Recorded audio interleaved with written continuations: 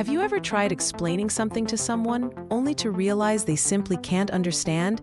That's what Takeshi Yoro calls the wall of fools, a psychological barrier that prevents true understanding from happening. It's not about intelligence, but about perception. This wall appears when people shut out information that makes them uncomfortable. In today's world, where we're surrounded by endless information, we've become skilled at ignoring what we don't want to hear. That selective blindness strengthens our walls. Instead of exploring perspectives different from our own, we often stick to familiar ideas. Online search engines, social media, and curated content push us deeper into echo chambers. The wall grows taller, even as access to knowledge becomes easier. Yoro illustrates this with an example from his classroom.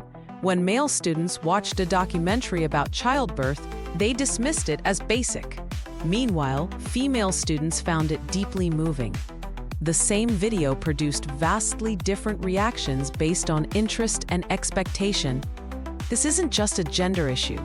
It's about how we unconsciously filter reality. If something doesn't fit our worldview, we downplay or ignore it. Our wall of fools ensures we only see what we want to see, and nothing more. Yoro proposes a simple model, y equals ax, where x is input and y is behavioral output. The key is the variable a, which represents how much reality matters to the person. When a equals 0, nothing gets through, no matter how loud or true it is. Conversely, when a is extremely high, approaching infinity, the individual becomes obsessed or even fanatical. They respond to certain information as if it's everything, ignoring nuance. This too is a kind of wall, just from the other side. Yoro notes that we praise individuality and uniqueness in modern life, but at the same time, we demand conformity and adherence to shared systems. People are expected to be themselves while following the manual, an impossible contradiction. He criticizes the rise of manual humans, people who can follow procedures well, but lack the curiosity or creativity to go beyond them. These individuals believe they're flexible, but they actually avoid genuine thought by outsourcing it to systems. What we often call personality or individuality is actually rooted in the body, not just the mind. You can't transplant a parrot's skin onto a child. Similarly, identity is something embodied, not something you think your way into. Yoro draws attention to how we misunderstand ourselves in the information age. We treat our ever-changing selves as fixed data.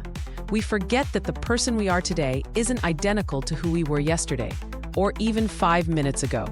This illusion of consistency leads people to insist on their true selves, even when their thoughts, feelings, and experiences shift constantly. Our need for social continuity creates a false sense of psychological permanence. A brain evolved to seek common ground, shared understanding. That's why language exists. But ironically, we now use language to divide rather than connect. We weaponize ideas instead of sharing them to build empathy. Education is where these problems often show. Yoro argues that students today are adept at handling information, but poor at dealing with real people, nature, or their own physical selves. That's a serious imbalance. Even teachers aren't immune. Under pressure from administrators and society, they avoid risk and innovation. Instead of guiding young people with passion and curiosity, they become bureaucrats, checked out and compliant. True education, Yoro says, comes from people who love life and can say, "Follow me." It's not about delivering content. It's about being an example. Without real embodied enthusiasm, learning dies. He also points to the loss of community. In a healthy society, physical togetherness and shared purpose create meaning. But today, many people feel isolated and alienated. That's another form of the wall. The wall of fools grows strongest when society adopts rigid, one-sided beliefs, what Yoro calls monism. In contrast, Japan's historical culture embraced multiple viewpoints, valuing ambiguity and coexistence over dogma. To tear down the wall, we must practice pluralism again. That means accepting contradiction, questioning certainty and embracing bodies, feelings, and relationships, not just logic or data. The final message: intelligence isn't about what you know. It's about being willing to not know and staying open. To live wisely is to always be learning, and to learn, you must first lower your wall.